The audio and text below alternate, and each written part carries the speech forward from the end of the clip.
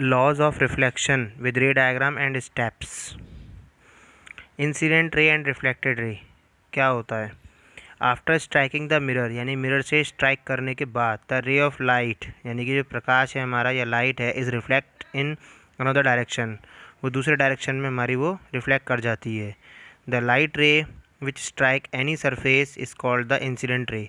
जो लाइट रे होती है स्ट्राइक करने के बाद या स्ट्राइक करती है वो किसी सरफेस पर, तो वो जो हमारी लाइन है वो इंसिडेंट रे है। और स्ट्राइक करने के बाद वो वापस जब वो लौट के आ जाती है surface after the reflection is known as the reflected ray. तो लौट कर जब वो दूसरी दिशा में जाती है तो उसको हम रिफ्लेक्टेड रे बोलते हैं। नॉर्मल क्या होता है?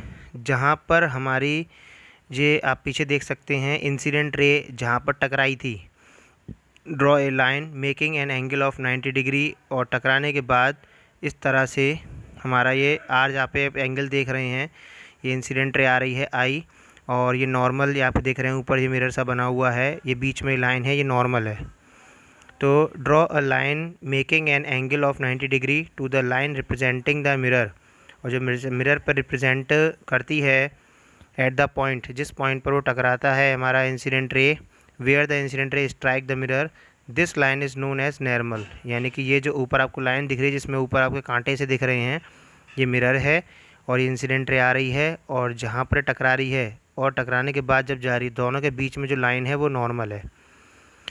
ये आपका नॉर्मल होता है। इसके बाद आता है आपका angle of incidence and angle of reflection.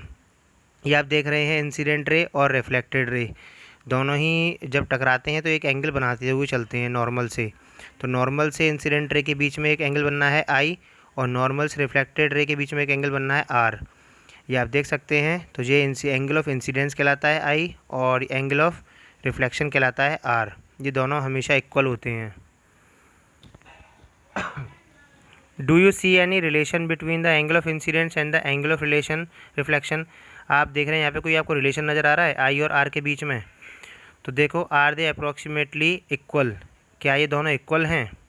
If the experiment is carried out carefully, यदि हम इसको एक्सपेरिमेंट करते हैं तो it is seen that the angle of incident is always, यानी कि एंगल ऑफ इंसिडेंट रे का जो है उसको हम एंगल ऑफ इंसिडेंस बोलते हैं, और रिफ्लेक्टेड रे का जो एंगल बनता है उसे हम एंगल ऑफ रिफ्लेक्शन बोलते हैं। ये दोनों ही हमेशा इक्वल होते हैं और इनको हम, यही हमारा लॉज ऑफ रिफ्लेक्शन होता है।